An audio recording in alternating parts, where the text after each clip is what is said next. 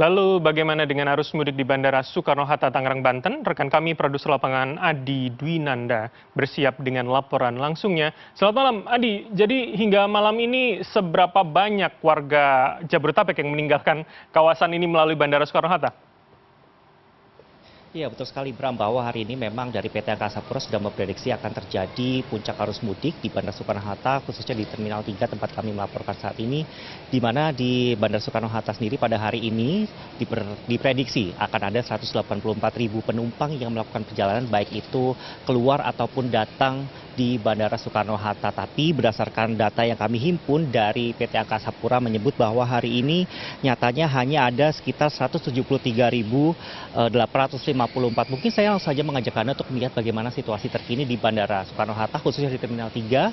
Ini kalau kita bisa gambarkan Bram, di sini memang suasananya sudah cukup berbeda jika dibandingkan dengan sore hari tadi yang cukup padat. Bahkan pada hari ini, pada malam ini khususnya, ini sekitar pada pukul 19.30 sudah tidak terlihat lagi adanya antrian di counter check-in seperti yang terjadi pada sore hari tadi, di mana kalau misalkan kita bandingkan pada sore hari tadi, ini sempat terjadi antrian di counter check-in manual yang ada di Terminal 3 ini. Dan memang kalau kita bandingkan dengan dua terminal lainnya, yaitu adalah Terminal 1 dan juga Terminal 2, ini memang volume penumpang ataupun calon pemudik yang memadati di Terminal 3 ini cukup sedikit, lantaran memang adanya beberapa maskapai LCC atau low cost carrier atau maskapai berbiaya murah seperti Citylink, kemudian Lion Air ini sudah berpindah ke Terminal 1. Jadi oleh karenanya memang kenapa di Terminal 3 ini kalau kita bisa gambarkan dari sore hari tadi hingga malam hari ini memang tidak terlalu padat oleh volume pemudik gitu ya, seperti yang terjadi di Terminal 1 ataupun di Terminal 2. Dan selama periode lebaran ini mulai tanggal 24 Maret maksud kami, hingga nanti pada 7 April ini dari pihak Angkasa Pura sudah men-standby-kan atau menyediakan penerbangan tambahan Bram. Ini totalnya nanti akan disediakan 688 penerbangan tambahan selama 14 hari.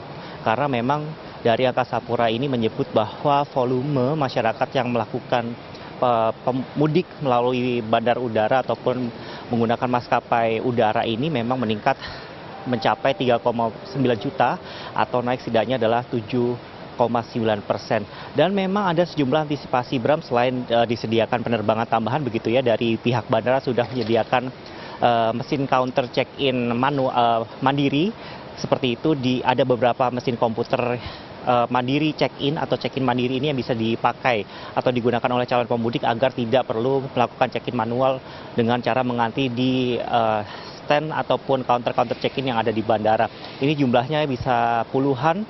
Tadi juga ada beberapa masyarakat yang terlihat mencoba begitu ya untuk mesin-mesin check-in mandiri ini, dan nyatanya memang mempermudah para masyarakat ini sebetulnya untuk melakukan check-in sebelum nanti akhirnya boarding dan naik ke pesawat. Dan selain itu Bram, yang kedua adalah masyarakat ini juga sebaiknya untuk dihimbau datang lebih awal. Karena kalau kita melihat dari seminggu ke belakang ini banyak sekali masyarakat yang terlihat terburu-buru begitu ya.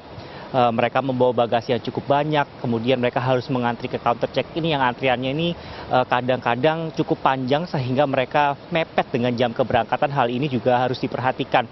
Maka sebaiknya jika masyarakat ingin memiliki spare waktu lebih banyak agar datang di bandara minimal 2 jam sebelum keberangkatan untuk menghindari macet jalan tol dan juga adanya antrian di counter check-in, atau mungkin bisa masyarakat ini melakukan check-in di rumah, karena biasanya maskapai penerbangan ini akan membuka check-in website atau website check-in dengan durasi 24 jam hingga 48 jam sebelum jam keberangkatan. Dan yang terakhir Bram, seperti yang saya katakan di awal bahwa ada beberapa maskapai ini yang dipindahkan dari Terminal 3 ke Terminal 1 seperti Lion Air, kemudian Citylink.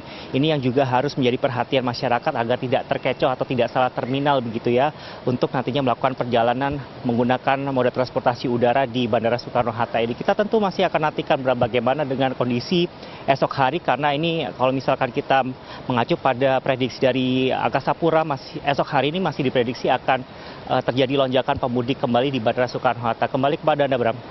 Terima kasih atas laporan Anda, Adi Dwinanda melaporkan langsung dari Bandara Soekarno-Hatta. Selamat kembali bertugas.